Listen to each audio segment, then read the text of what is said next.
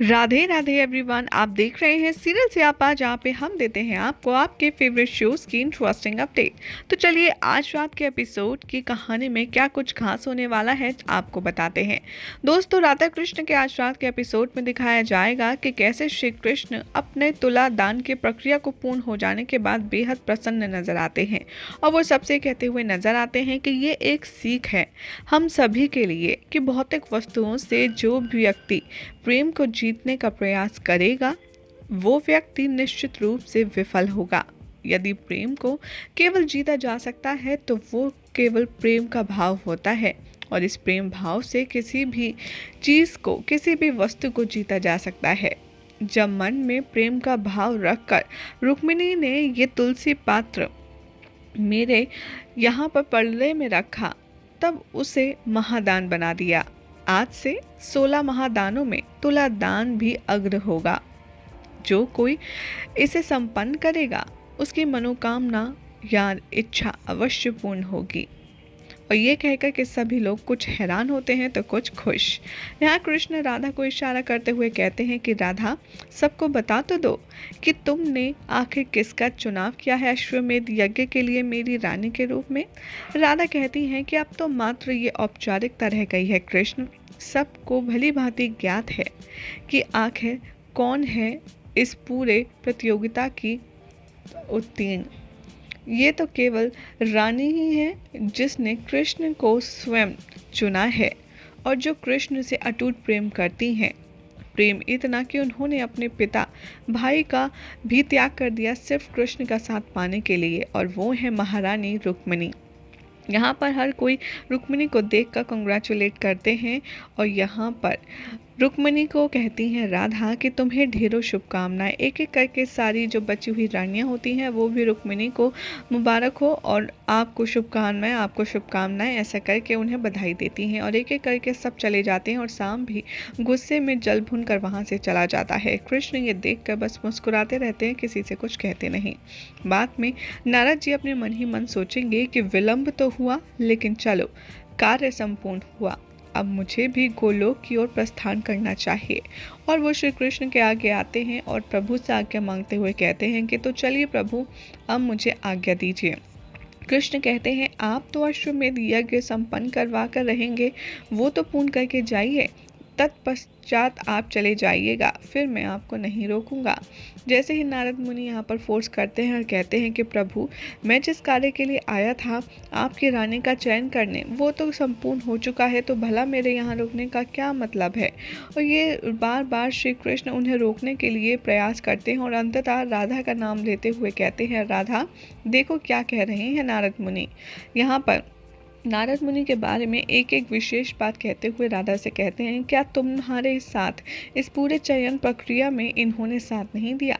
क्या नारद मुनि ने रात और दिन एक करके हमारे अश्वमेध यज्ञ के लिए अश्व और सचित रानी चुनाव के लिए प्रयास नहीं किया? राधा कहती है हाँ हाँ बिल्कुल किया है। तो यदि आप यहाँ पर रुकेंगे तो यज्ञ की शोभा और भी ज़्यादा बढ़ जाएगी। राधा उन्हें ऐसा कहकर रोकने की कोशिश करती है और कहती हैं कि कृपया करके आप मेरा यहाँ रुकने का आग्रह स्वीकार कीजिए। कृष्ण कहते हैं कि कहीं आप इस यज्ञ के पूर्ण होने में शंका तो नहीं जता रहे, इसलिए यहाँ रुकना नहीं चाह रहे। और यहाँ पर नारद मुनि कहते हैं कि नहीं प्रभु, मैं समझ गया कि आप मुझे यहाँ से जाने नहीं देंगे। श्री कृष्ण रुक्मिणी का नाम लेते हैं और कहते हैं इनका ध्यान रखिएगा, ये हमारे विशेष अतिथि हैं, इनका आदर सत्कार में कोई कमी नहीं होनी चाहिए। यह नारद मुनि कहते हैं श्री कृष्ण को जाते देख कि आप कुछ न कुछ तो सोच रहे हैं श्री कृष्ण, और तब समझने के लिए मुझे यहाँ पर रुकना ही चाहिए कि आखिर आप चाहते क्या हैं।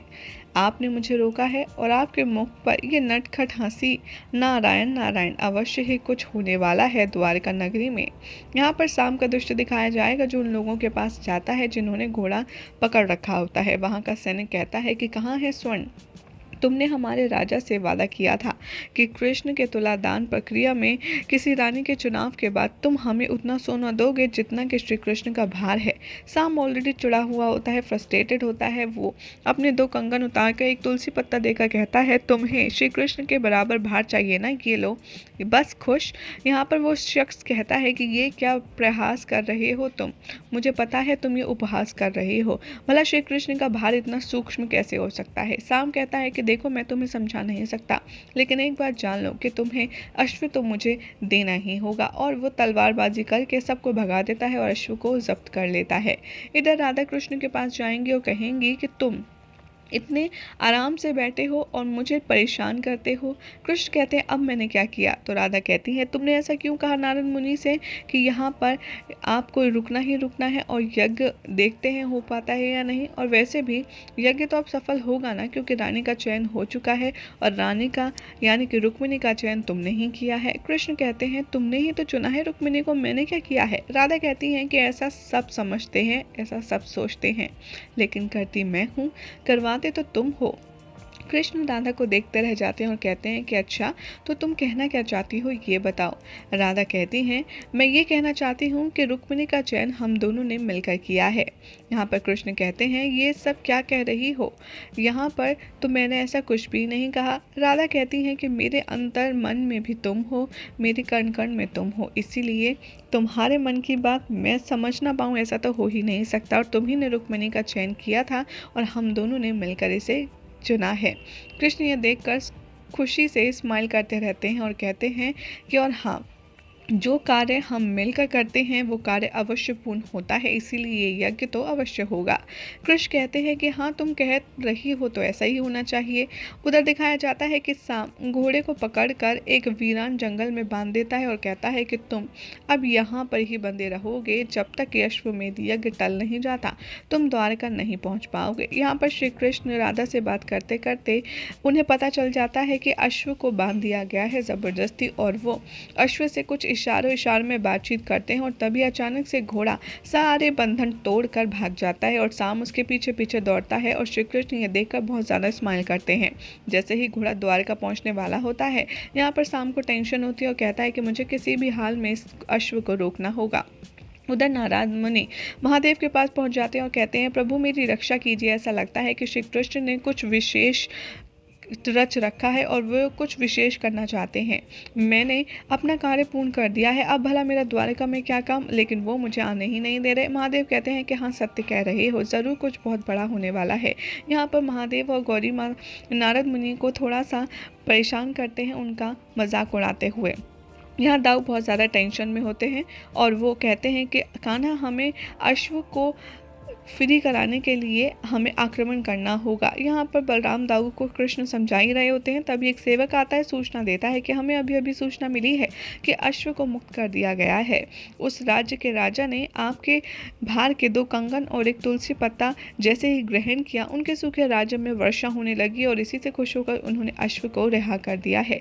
दाऊ बहुत सरप्राइज होते, कहते हैं ये कैसे संभव हो सकता है। श्री कृष्ण कहते हैं प्रेम से, एक तुलसी पत्ता वो कर सकता है जो मन भर सोना या फिर आभूषण नहीं कर सकते। यहाँ पर जैसे ही रुक्मिणी और राधा आती हैं, वो कहती हैं कि कृष्ण यज्ञ कब शुरू होगा। यहाँ पर श्री कृष्ण कहते हैं जल्द शुरू होगा, लेकिन उससे पहले मुझे अपने आराध्य महादेव की पूजा करने जाना है और आज मैं उनके मंदिर नंगे पाँव चल कर जाऊँगा। ये सुनते ही रुक्मिणी यहाँ पर फोर्स करती हैं कि अगर आप ऐसे चलेंगे तो हम भी अपनी पादुका नहीं पहनेंगे, हम भी नग्न पैर आपके साथ चलेंगे। श्री कृष्ण यहाँ सबको डांटते हैं और कहते हैं कि नहीं, ये मेरी श्रद्धा दिखाने का तरीका है, इसलिए सिर्फ मैं नंगे पैर चलूंगा। मैं बस ये चाहता हूँ कि मेरे साथ वहाँ पर 8 रानियाँ चले और मेरे साथ पूजा करें। सब खुश हो जाते हैं और चलना स्वीकार करते हैं और साथ में श्री कृष्ण नारद मुनि को भी ले जाने की बात करते हैं। लेकिन राधा बहुत ज़्यादा अपसेट होती है, सोच कर कि न जाने ये श्री कृष्ण क्या कर रहा है, आखिर नंगे पैर क्यों चलना चाहता है।